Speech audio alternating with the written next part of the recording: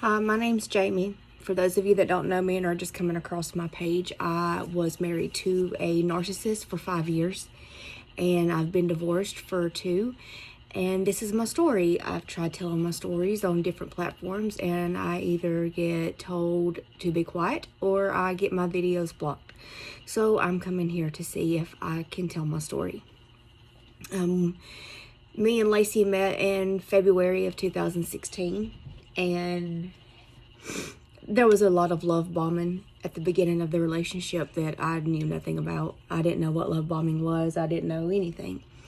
One of the first things, we worked together. She was in management for third shift. I was in management on day shift at Walmart.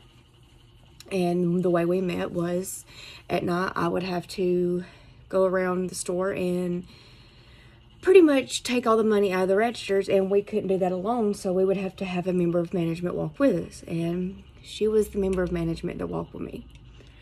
It started off as casually just talking about our life and this and that, just casual talking, and then as it kept on and progressed, it turned into flirting. And the way she messaged me one day on Facebook and was like, hey, before I stopped and got some food before I came in tonight, and I don't want the rest of it, would you like to have it? And I said yes. And she met me in electronics that night and gave me her food, and it was like right then and there her claws had struck, and I had no idea. From that day on, we were talking, we were messaging, all the little looks, all the little casual conversations that was turning into something more. She would tell me her relationship problems. I would tell her my past relationship problems. And then in May was the first time that we ever hung out together. And during that time, she was on the phone a lot fighting with what she said was an ex. She said that they were trying to split up, but the ex wouldn't allow it. The ex was very controlling and wouldn't allow her to do this and do that. Like, she was very, very believable. And we spent that day together, and then that night she came to my house. And her and that ex were still fighting that night. And lo and behold, who knew that that night when she would come to my house, that would be the first night of 5 years of what started out as happiness that would turn into torture. She pretty much had moved in within the first month of us talking. We worked together, so we were both members of management, so we couldn't really air our relationship like I thought we both wanted to. Since we were both members of management that dealt with money, we couldn't be together. So what happens? She talks me into transferring to a different store. When now I look back at it, if she wanted to be with me so bad, why didn't she transfer? But I transferred. Didn't even give it 2 seconds thought. Like, I just up and did it. And in that process of us trying to be together, us working together, and me transferring, not only did me and her work together, but that ex was also working at Walmart. And when I transferred, that gave her leeway to string me and the ex both along. But I didn't know that at the time. She would text me and tell me, oh, I'm going to get her food because she's hungry and I'm doing this for her. And I'm just like, she came to me and she needs this. And I'm just like, if she's an ex, why are we not blocking her? Why are we still talking to her? But in all reality, she was the one doing everything. It wasn't the ex.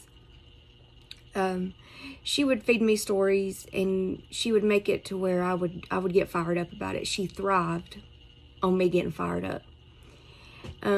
She had another person that she was friends with before me and her got together that she claimed was very inappropriate with her. And so as soon as she told me that story, I was done with this person. Like, you don't mess around with her. And then out of nowhere, she became friends with this person again. And I was like, why are we friends with him? She said, oh, I just got over it. I figured you would too. Me personally, as a female, if that was to ever happen to me, I just don't see myself ever getting over that. So that was another lie. she would tell me stories of another member of management that was trying to get with her while I was working at the other Walmart.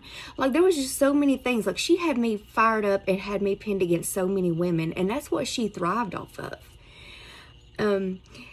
When we lived across town, the boys went to a different school. Well, the boys stayed in the same school, but this was when they were in elementary school.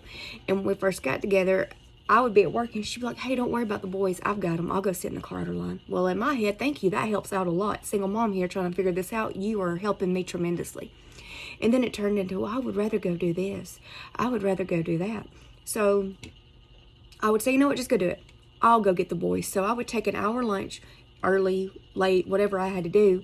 I would leave my job. I would go to the school. I would sit in the Carter line. I would get the boys. I would take them to my mama. And then I would hurry back to work all within an hour or maybe an hour and 15 minutes. No time for me to eat in my lunch. But it was okay because she got to do what she wanted to do. And then she would say, well, I didn't mean for you to do that. I was just saying I wanted to do this. Automatically, it was my fault that I had missed lunch. And then my house flooded. My hot water heater was busted, and so the boys' bedroom flooded and they lost everything. So I had nowhere to go. Well, her mama took us all in, and I'm still thankful for that till this day. And that turned into a disaster because I would have to leave earlier for work, or I would have an off day and she would have to work, and guess who would be stuck sitting in the Walmart parking lot all day while she worked because I miss you. I just don't want to be without you. When in all reality, she just knew where I was and she was controlling my space. So before I ended up putting a transfer in to come back to my store because I wanted to be back at my home. And she said, well, let's get married before you come back to our store. I want you to have my last name before you come back to Walmart or to the original store. And one day, spontaneously, we went to Marietta, Georgia, and we got married. But who's the one that had to call around? Who's the one that had to do everything? She was not making any plans, any of this. That should have been another red flag for me. But the moment she said I do, and I said I do, I was locked in. And to be honest with you, I barely even remember getting married. Like, I was living in constant survival mode. My life was black and white. So that's the first year of my life with her. I'll do another video here in sometime talking about year number 2, the year after we say I do. So in the first year, she's had me pinned against 1, 2, I think she had me pinned against 3 or 4 different people, all while she sat back and loved the fact that I was getting mad and jealous. I wouldn't necessarily say jealous. I just didn't understand. But I didn't want to question anything because I didn't want to make her mad. So yeah, stay tuned.